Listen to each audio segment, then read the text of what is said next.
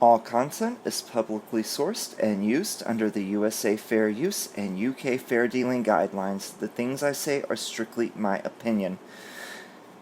Good evening, you guys. It's the Bizzy Bee with the Royaltea. Do you like this cartoon of George III? I thought you guys might find it entertaining. I hope you've all had a great Monday, July the 6th. For today's History Minute, I have Isabella of Angoulême, the Queen Consort of King John. I certainly hope I pronounced that correctly. Her tenure as Queen Consort was the 24th of August 1200 to the 19th of October 1216. She had quite a few children, 5 with her first husband, 9 with her second. That's 14 children in all, you guys. Wow, that is a lot. She allegedly formed a conspiracy against King Louis IX of France in 1241. It failed, and she was accused of treason. She sought refuge in Fontevraud Abbey in France, where she passed away 2 years later, the 4th of June, 1246, at about 60 years old. She had blue eyes, blonde hair. She was known for her beauty. She had a temper, and she was buried in the same abbey where she lived her final years. This is that abbey. Isn't it beautiful, everybody? It's huge. And this is her tomb inside the abbey. So, you guys, I hear that Meghan isn't doing too well. According to Marie Claire, I'll link this in the description below, she's reportedly feeling extremely low and having a difficult time with everything since moving back to LA. After their royal exit this spring, H&M moved across the Atlantic to settle in LA. The move came after a mounting list of issues Meghan was having since joining the royal family in 2018, but relocating may not have helped as much as the Sussexes expected. Well, you know, you guys, I've always heard there's not a geographic solution for an emotional problem. Moving halfway around the world will not solve anything. A relative of Meghan's told The Mirror that the Duchess has gone very quiet recently and seems to be struggling amidst her move back to California. I wonder who this relative of Meghan's is. We know that the only relative she talks to is Doria, and if Doria is the one feeding this story to the papers, then it's Meghan herself, actually, because Doria is not going to say anything that Meghan didn't tell her to say. I really don't buy this. Relative is just a new word that Meghan's come up with to mean what source used to mean, because she realizes we've all caught on to when a puff piece says source, it means Meghan, so now she's changed it to relative. But no, we're on to that, Meghan. You'll have to think of another one. The article says that has been through a lot in the last few years, and in spite of their move to California, her royal issues appear to still be wearing on her. Her issues aren't just issues now, they're royal issues, according to Marie Claire. Earlier this year, Em and her husband shocked the world when they announced their intention to step back from working royal life. The decision was motivated in large part by their desire for increased privacy. That's why they moved to LA, the paparazzi capital of the world, because there's so much more privacy there than in the UK.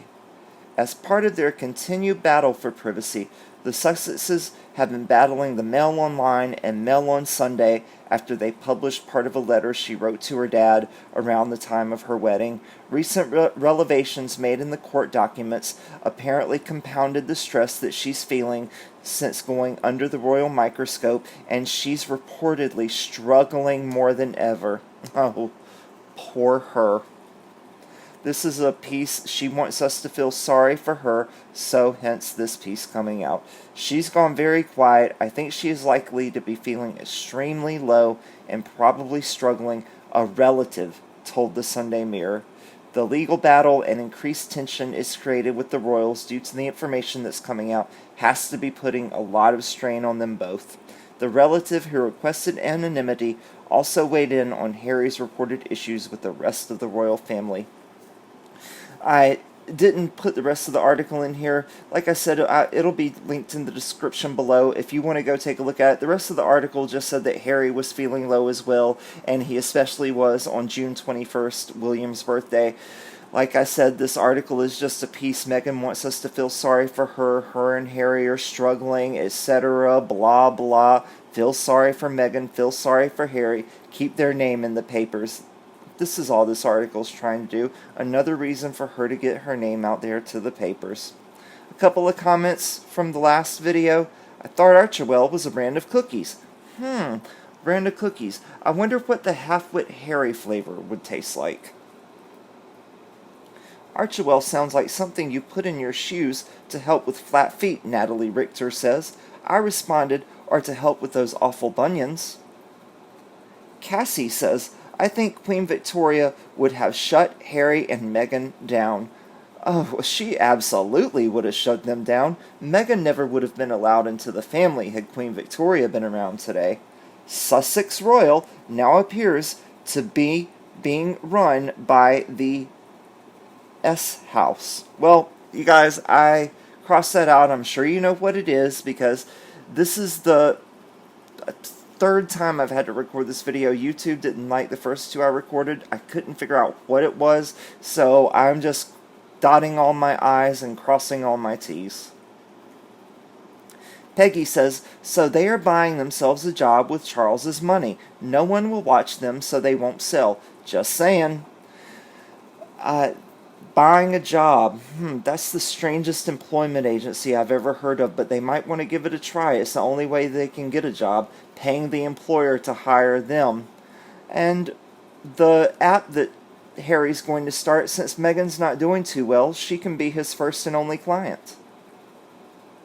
So what have we learned today? Like I said, you guys, I had to delete a few things trying to figure out what I had done wrong, so I'd come up with a few good ones, but we're just going to just read what's here. What have we learned today? Number 3, Megs is now using the word relative instead of source, as everyone knows she was the source behind all the puff pieces. Number 4, poor Megxit has been through a lot. You can read that. Number 7, Archewell is actually a cookie brand. The Myrtle flavored cookies taste and they smell like a used and leave the aftertaste of Kmart brand perfume. Number 8, Archewell could also possibly be a bunion relief pad for tacky high heels. Number 9, no longer just taking.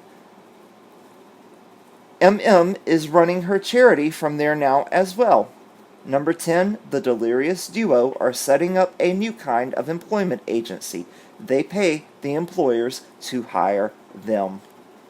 Alright, you guys, tweet me. This is my tweet information. And one thing before I go, I read through to the end of chapter 2 of the book last night, and I have to tell you guys, it's really information that's already out there. I didn't learn anything new from reading it. There was not one iota of information that I didn't already know, you guys wouldn't already know.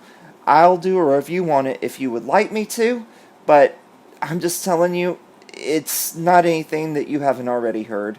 I really had a hard time getting through the second chapter. It was 30 pages, and I like to read, but I was just reading something that I already knew and I'd already heard. So thank you guys for watching. Please like, subscribe, comment, share, and hit the notification button. Also, please tell your friends about me. You guys have a good evening, and I'll see you in the next one. And I'm sorry we had to be so edited, but once again, they don't tell me what I did wrong. They just say I did something wrong, so I have to go back and edit. So try to do better the next time around. Thank you guys for being patient. See you in the next one. Bye-bye.